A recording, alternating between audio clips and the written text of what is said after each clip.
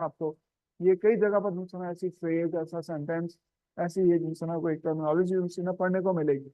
इसके खास मीनिंग है, और वो मीनिंग क्या है कि देखिए कोई भी एक कॉन्ट्रैक्ट जो सा होता है उसको परफॉर्म करने से मुतालिक रूल्स जो से हैं बाय डिफॉल्ट कॉन्ट्रैक्ट एक्ट में प्रोवाइडेड होते हैं कि आप कॉन्ट्रैक्ट को परफॉर्म करने के लिए बाकायदा से खुद से अगर कोई तफसीलात तय नहीं करते हो, तो जो कॉन्ट्रैक्ट एक्ट में दी गई जो तफसीलात होती हैं, जो रूल्स होते हैं, वो आपकी गाइडेंस के लिए होते हैं कि आप उन रूल्स के तहत अपना कॉन्ट्रैक्ट को परफॉर्म करोगे। ये बिल्कुल ऐसी ही बात है जैसा कि आप अपने मोबाइल में अक्सर जिस समय कोई इंस्टॉल करते हुए इस तरह के ऑप्शंस देखते हो कि आप कोई मोबाइल की इंस्टॉलेशन में या तो डिफॉल्ट सेटिंग के साथ में उसको इंस्टॉल कर लेते हो, या आप इतने सियाने हो कि आप हर चीज को जिनसे खुद से जिनसे देखते हुए और उसकी परमिशन जिनसे उसके बारे में खुद से जिनसे ऑन ऑफ करते हुए इसको इंस्टॉल करना चाहते हो, तो वो आपको हर मोबाइल जिनसे इंस्टॉलेशन के दौरान में ऑप्शन देता है कि भाई बताइए क्या अपनी मर्जी से इंस्टॉल करना चाहते हैं या जो सादा दिल करे तो मोबाइल को कर लीजिए। आप बोलते हो अस्सी करे ये एजेंट है दहशत गर्दा में ताल्लुक है, काट लो भाई जो करना है तो साढ़े मालिक। आप डिफॉल्ट सेटिंग के साथ में जो है ना आप वो इंस्टॉलेशन कर लेते हो। तो जी जब आप डिफॉल्ट सेटिंग के साथ इंस्टॉलेशन करते हो तो इसका मतलब ये बनता है कि आपने अगर कॉन्ट्रैक्ट करते हुए तफसीलात तय नहीं किए हैं कि that how contract will be perform, तो कॉन्ट्रैक्ट एक्ट के अंदर जो डिफॉल्ट के तौर पर आपको परफॉर्म करने से मुताबिक रूल्स दिए गए हैं वो है रूल्स जो कि आपको अप्लाई होंगे। लेकिन आप बड़े सियाने, आप उन रूल्स को फॉलो नहीं करना चाहते हैं तो अपने रूल्स खुद से तय करना। फिर कल को अहमियत उनको दी जाएगी जो रूल्स आपने खुद से तय किए हुए हैं, ना कि उन रूल्स को अहमियत दी जाएगी जो कॉन्ट्रैक्ट एक्ट में या कानून में आपको प्रोवाइड किए गए। ये है बच्चों इस फ्रेज का, इस सेंटेंस का मतलब, if no contrary intention appear from the contract following rules will apply. तो कई जगहों पर आपको ये फ्रेज या इस तरह की से मिलते जुलता सेंटेंस आपको पढ़ने को मिलेगा। अनलेस अदरवाइज एग्रीड भी जनाब इस तरह से कई जगहों पर लिखा होता है। तो ये इसका मतलब है rules provided in partnership act 1932 for the rights and duties of partner. और इसके जो इंस्टेंसेस हैं वो मैं आपके लिए यहाँ पर कुछ हाईलाइट करने जा रहा हूँ। और वो क्या है कि पार्टनरशिप एक्ट के अंदर बच्चों जो रूल्स दिए गए हैं कि किस तरह से पार्टनर्स अपने ताल्लुकात को जिन तरह परफॉर्म करेंगे, वो रूल्स जो है पार्टनरशिप एक्ट के अंदर दिए गए। और पार्टनरशिप एक्ट जो है ना उसके मुताबिक बाय डिफॉल्ट उन रूल्स के मुताबिक पार्टनरशिप के रिलेशनशिप को जो है ना मॉनिटर किया जाएगा, रेगुलेट किया जाएगा। अनलेस अदरवाइज एग्रीड, यानी कि जो उन्होंने खुद से तय किया होगा उसको अहमियत दी जाएगी, फिर जो पार्टनरशिप एक्ट में दिया गया उसको अहमियत नहीं दी जाएगी। एक और है जी, rules provided in first schedule of arbitration act 1940 for conducting an arbitration.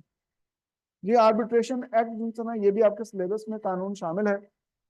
और आर्बिट्रेशन एक्ट के अंदर भी बच्चों ये लिखा हुआ है कि जो आपके सिलेबस का हिस्सा ना फर्स्ट शेड्यूल, वो एक्चुअली वो तमाम जो टर्म्स हैं किसी भी एक आर्बिट्रेशन को करने के लिए जो किसी भी आर्बिट्रेशन एक्ट या आर्बिट्रेशन एग्रीमेंट के अंदर पड़ी जाएगी। आर्बिट्रेशन को परफॉर्म करने के लिए पार्टीज खुद से कुछ भी रूल्स तय कर सकती हैं। आर्बिट्रेशन का मतलब पता ना आपको क्या होता है? आर्बिट्रेशन क्या होती है? आर्बिट्रेशन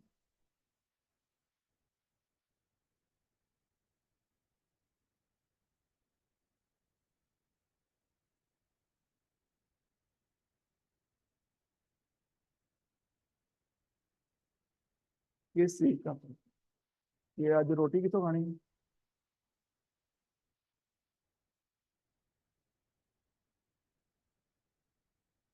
जी सुने,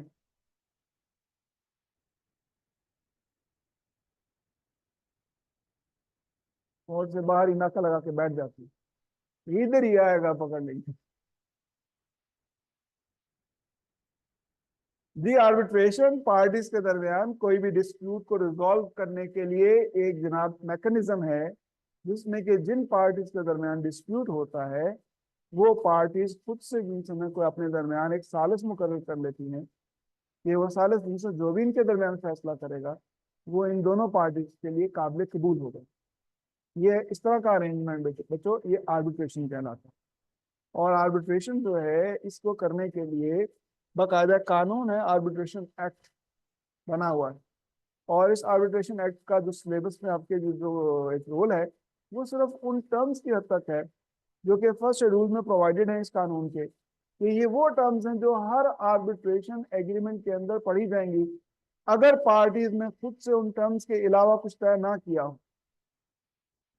हमें ये बात समझ में तो डिफॉल्ट सेटिंग या कस्टमाइजेबल सेटिंग, हमारे दरमियान आर्बिट्रेटर जिनसे ना 5 लोग होंगे, अगर ये 5 लोगों के आर्बिट्रेशन के लिए आर्बिट्रेटर्स के बाद से पार्टीज ने खुद से तय किया हुआ है तो फिर 5 आर्बिट्रेटर ही इनके दरमियान फैसला करेंगे। लेकिन अगर तय नहीं किया गया कि कितने आर्बिट्रेटर होंगे तो बाय डिफॉल्ट एक आर्बिट्रेटर होगा जो इनके दरमियान इनसे आर्बिट्रेशन करेगा। ये है डिफॉल्ट सेटिंग और कस्टमाइजेबल सेटिंग का मतलब। तो आर्बिट्रेशन एक्ट जो है इसके अंदर बच्चों ये आपको जो रूल्स प्रोवाइड किए गए किसी भी आर्बिट्रेशन को करने के लिए वो बाय डिफॉल्ट है जो रूल्स हर आर्बिट्रेशन के अंदर पढ़े जाते हैं। लेकिन अगर पार्टी ने खुद से कोई तय किए हों रूल्स तो जो तयशुदा रूल्स हैं उनको अहमियत दी जाएगी, जो आर्बिट्रेशन एक्ट के अंदर दिए गए रूल्स हैं उनको अहमियत नहीं दी जाएगी। ये है बच्चों यहाँ पर जो लिखे जाने का मतलब है। इसके बाद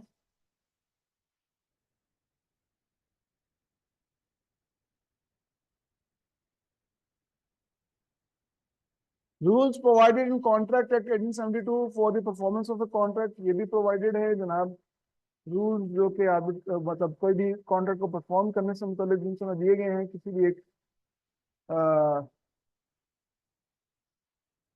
कॉन्ट्रैक्ट से मुताबिक कि खुद से पार्टीज ने तय ना किया हो कॉन्ट्रैक्ट को कैसे परफॉर्म किया जाएगा, तो कॉन्ट्रैक्ट एक्ट जिन समय उसके अंदर पूरे रूल्स दिए गए हैं परफॉर्म करने से मुताबिक फिर उन रूल्स के मुताबिक कॉन्ट्रैक्ट को परफॉर्म किया जाएगा। तो ये वाली लिस्ट भी मुकम्मल हो गई। के बाद बच्चों इससे अगला जो पॉइंट आपके सामने हाईलाइट करने जा रहा हूँ और वो है effect of death of A party on transaction. मुख्तलिफ जगहों पर किसी एक शख्स के इंतकाल के बाद से कॉन्ट्रेक्चुअल रिलेशन में उसके मुख्तलिफ इफेक्ट्स हैं जो कि बच्चों देखने को हमें मिलते हैं और उसको लेकर के कई जगहों पर मुख्तलिफ जगह पर जब इसका जिक्र किया गया होता है तो बच्चों को पढ़ने में कंफ्यूजन हो सकती है। इसलिए मैंने उसकी एक अलग से स्लाइड बनाकर आपका एक कंपैरेटिव